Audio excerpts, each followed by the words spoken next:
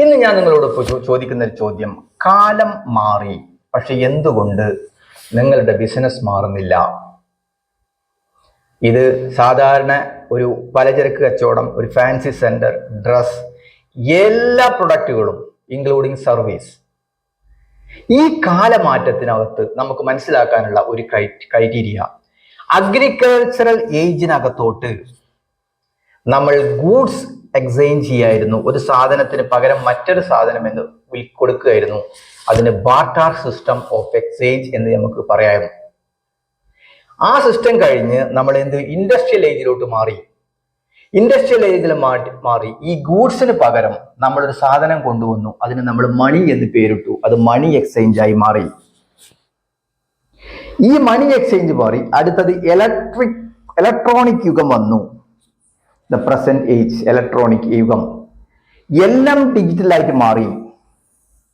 പക്ഷേ എന്തേ നമ്മുടെ പ്രൊഡക്റ്റുകളെല്ലാം ഇപ്പോഴും ബാർട്ടർ സിസ്റ്റത്തിൽ കിടക്കുന്നത്, അതല്ലെങ്കിൽ ഇൻഡസ്ട്രിയൽ സിസ്റ്റത്തിൽ കിടക്കുന്നത്?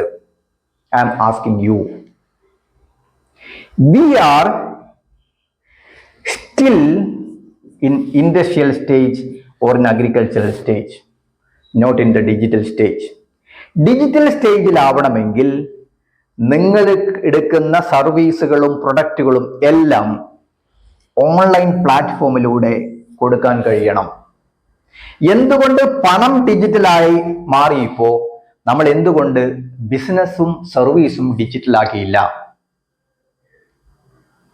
ഇവിടെ നമ്മൾ ശ്രദ്ധിക്കേണ്ട കാര്യം, നമ്മൾ മാറി, കാലം മാറി, നമ്മൾ മാറുന്നില്ല. നമ്മൾ മാറിയേ തീരൂ.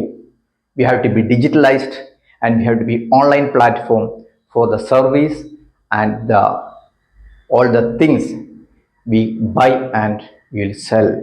Thank you. I'm Dr. Ali Arimras Dental Clinic.com. Thank you.